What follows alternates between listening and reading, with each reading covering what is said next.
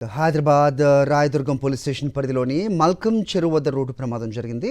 వేగంగా వచ్చి ఫ్లైఓవర్ గోడను కార్ ఢీకొట్టింది. ఈ ప్రమాదంలో బీబీఎస్ స్టూడెంట్ చరణ్ అక్కడికక్కడే చనిపోయాడు. ఈ ఘటనపై పోలీసులు కేసు నమోదు చేసి దర్యాప్తు చేపట్టారు.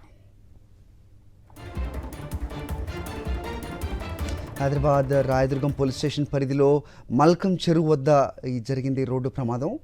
ఆ విజువల్స్ చూస్తుంటేనే తెలుస్తోంది ఆ కారు ఎంత వేగంగా ఉంది అనేది.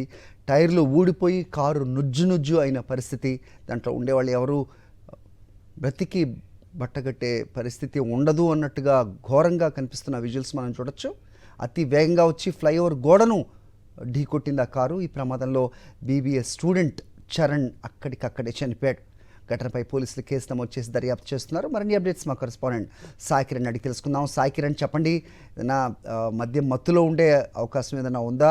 ఇంత వేగంగా ఢీకొట్టడం, ఏం కార్ అది? చూస్తుంటే కనుక హై ఎండ్ కార్ లాగానే ఉంది, కానీ ఖచ్చితంగా అంత నుజ్జు అయిందంటే కనుక ఎంత వేగంగా వస్తుందో తెలుస్తోంది.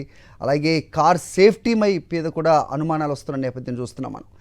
ఎవరు చనిపోయిన వ్యక్తులు? చరణ్ అని తెలుస్తోంది. నేపథ్యం ఏంటి? అప్డేట్ చెప్పండి.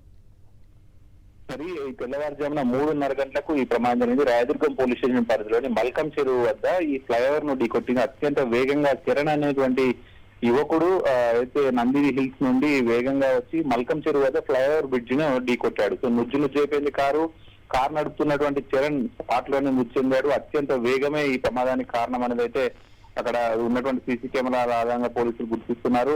మృతుడు ఇక్ఫా యూనివర్సిటీలో బీబీఏ స్టూడెంట్ గా చదువుతున్నాడు. ఏజ్ కూడా 19 ఏళ్ల వయసు ఉంటుంది. సో అర్ధరాత్రి మరి పార్టీకి వెళ్లి తిరిగి వస్తున్నటువంటి క్రమంలోనే ఈ కారు యాక్సిడెంట్ కి అయితే గురైనట్టు తెలుస్తుంది. స్విఫ్ట్ డిజైర్ కార్ గా తెలుస్తుంది. మెహదీపట్నంలోని తన ఇంటికి వెళ్తున్నటువంటి క్రమంలో ఈ యాక్సిడెంట్ అయితే జరిగింది. మృతదేహాన్ని ప్రస్తుతం పోస్ట్ మార్టం నిమిత్తం ఉస్మానియా ఆసుపత్రికి తరలించారు. రాయదుర్గం పోలీసులు కేసు నమోదు చేసుకుని దర్యాప్తు చేస్తున్నారు.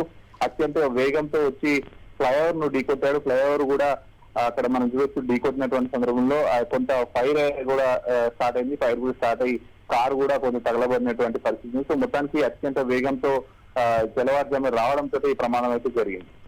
కుటుంబ సభ్యులు ఎవరనేది గుర్తించారా?